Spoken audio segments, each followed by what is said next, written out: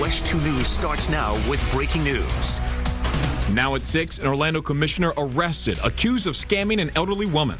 Mrs. Hill effectively betrayed the trust of her community by taking advantage of a 96-year-old elderly citizen.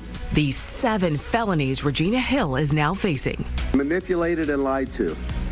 Her finances and personal information misused and abused for Hill's personal benefit. What's next for Hill's District 5 seat and the neighborhood she serves? But it's incredibly important to remember one thing. In the eyes of the law, she's presumed to be innocent. Orlando City Commissioner Regina Hill faces serious charges tonight. She has been indicted and accused of defrauding an elderly woman.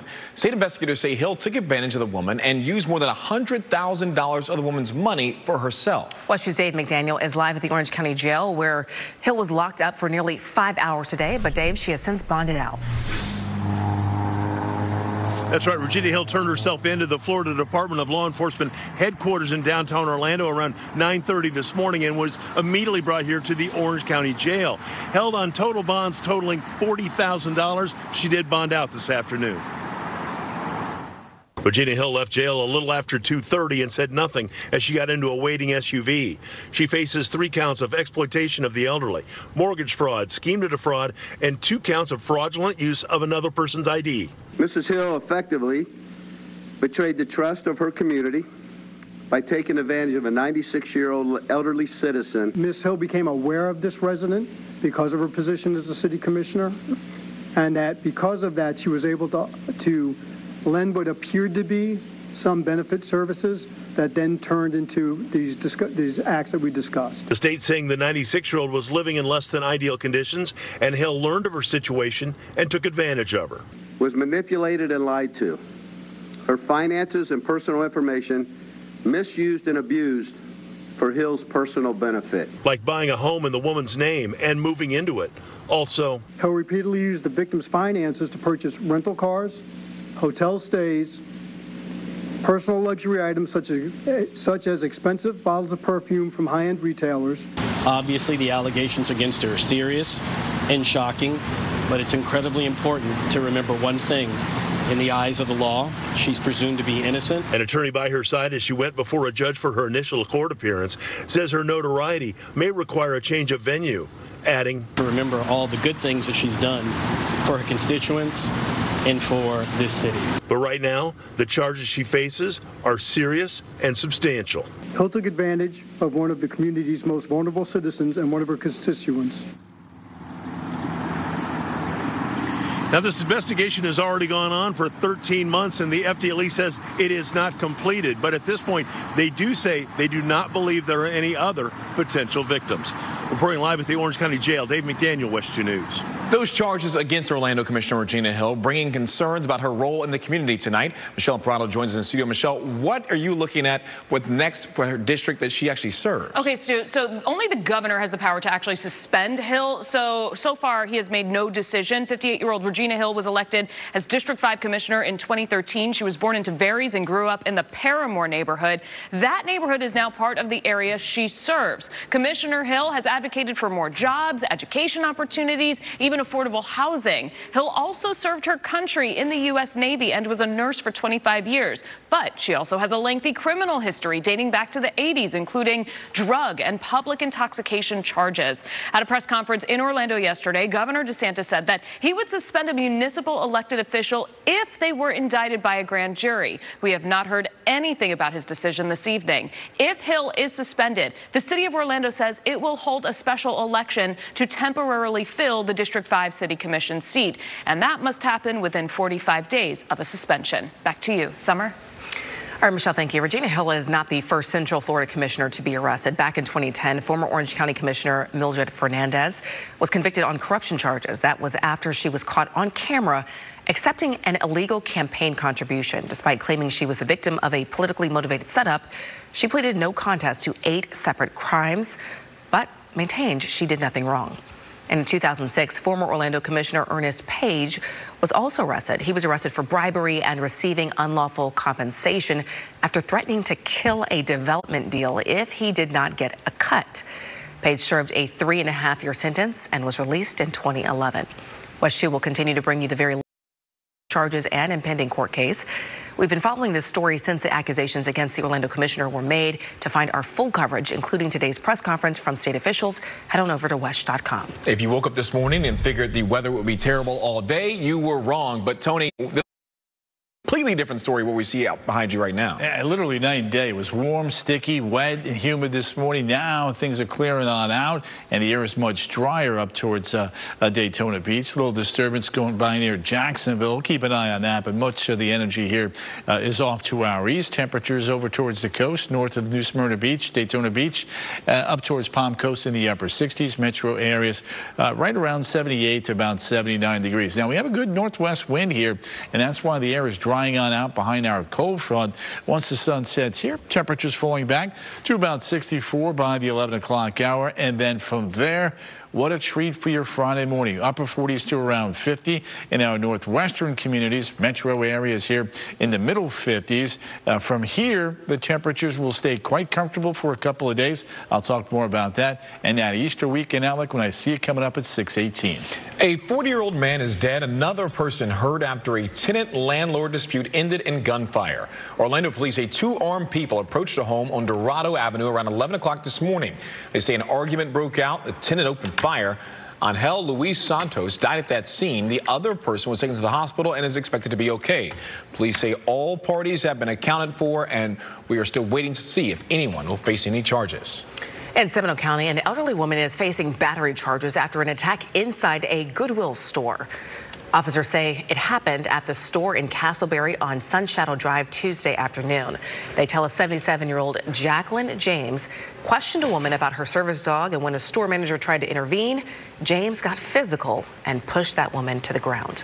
In Orange County, an 18-year-old man is facing charges accused in a deadly shooting from last September. Christian Child's charges include attempted first-degree murder and discharging a firearm on a residential property.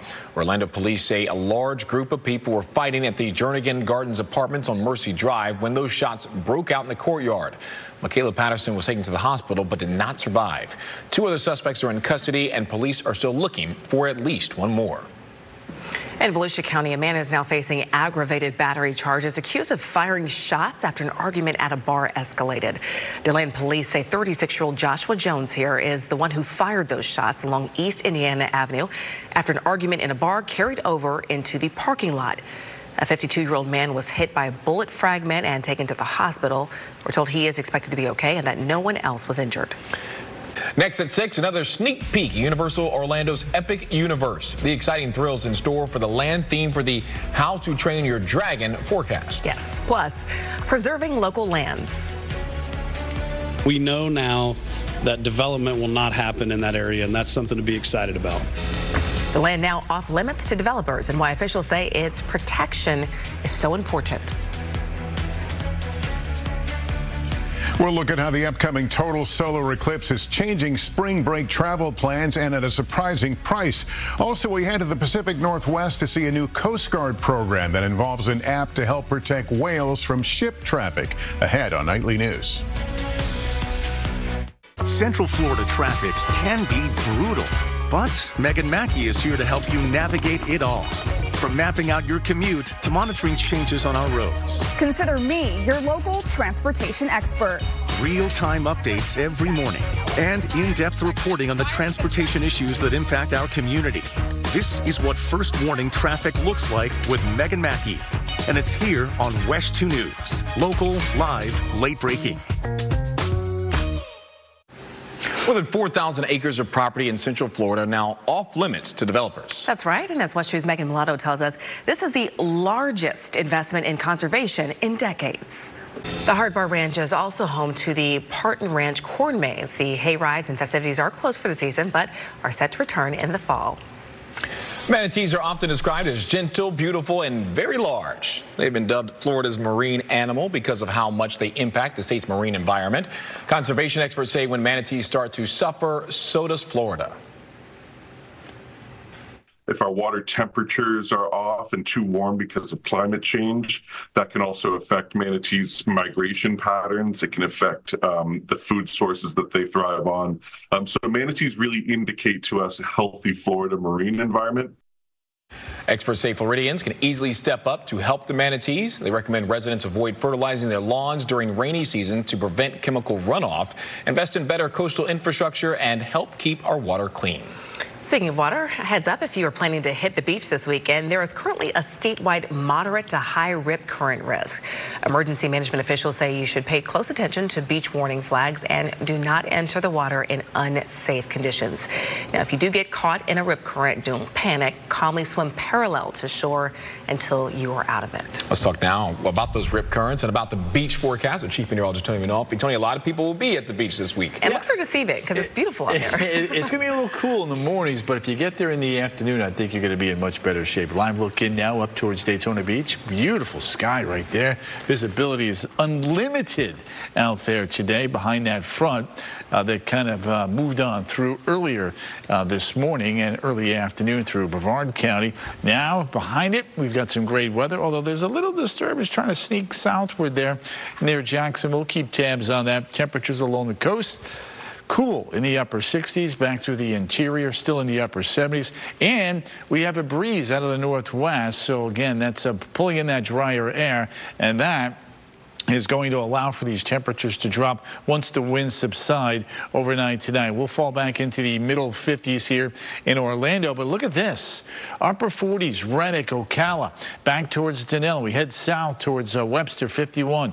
Rutland, you're at 49. Over towards Leesburg, Umatilla, Eustis, Paisley, low 50s for you. Farther south and east, Kenansville, 53. Right there on the Sands, Satellite Beach, Cocoa Beach, Cape Canaveral, low 60s. But just inland, in the upper 50s. Middle 50s Celebration, Davenport, St. Cloud, Orange and Seminole County, about 53 to about 55. And then up towards Palm Coast, 53. Coastal Volusia County, middle 50s should about do it. When we take a look now at the day planner for Friday, not a bad day at all. Normal high temperature this time of the year now is at 81. Will be about 6 degrees cooler than that come daybreak, come tomorrow afternoon rather. 12-hour forecast for the spring breakers tomorrow. It's going to be a great day, beautiful day, but it's going to be a little bit on the cool side with the breeze out there. We'll be in the upper 60s. We take a look at Futurecast here. Hard to find a cloud in the morning, later on in the afternoon. As the winds become more northeasterly, there'll be a little cloud coverage there along the eastern side of the peninsula. We do have a launch tomorrow, so if you're heading over there, you get a twofer. Hang out in the sand there for a little bit. Watch the Delta Heavy go up, hopefully at about 137. 60% go, 40% no go. Again, the concern, the ground winds. Let's take a look now at the forecast highs for tomorrow afternoon. Along the coast, 70 to 75, back through the interior. This is some good living. Middle 70s here for the afternoon tomorrow. Cool stretch of weather, you betcha.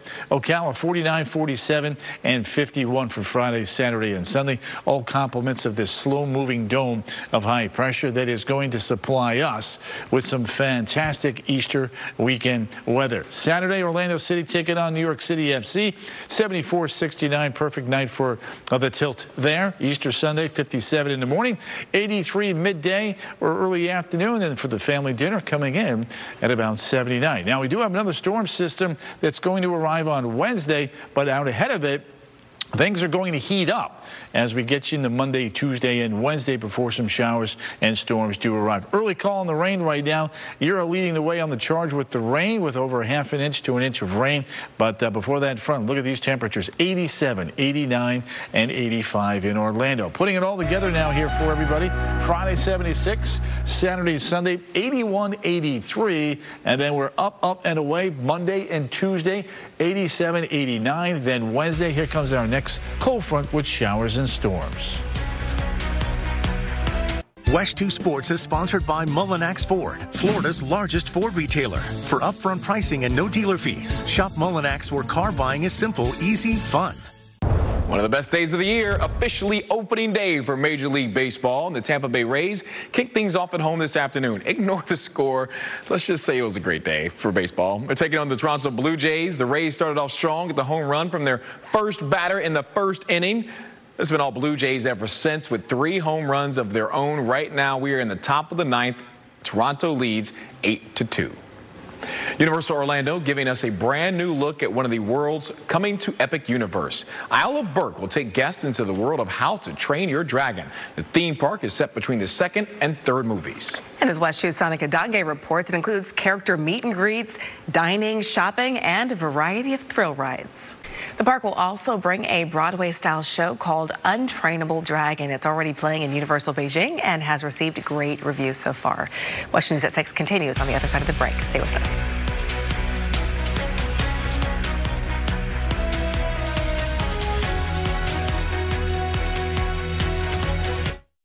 First warning weather on WESH 2 is sponsored by T-Mobile.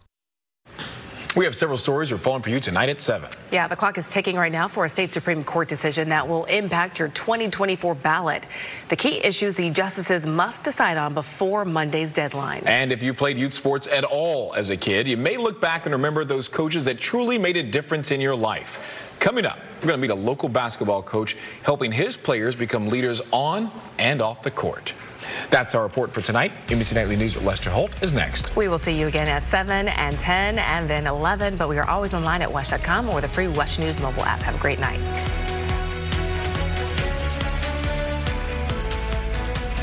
Thank you for watching WESH 2 News. Get caught up on local news, originals, and more. Download the Very Local app and stream for free on Amazon Fire TV, Roku, iOS, and Android mobile devices.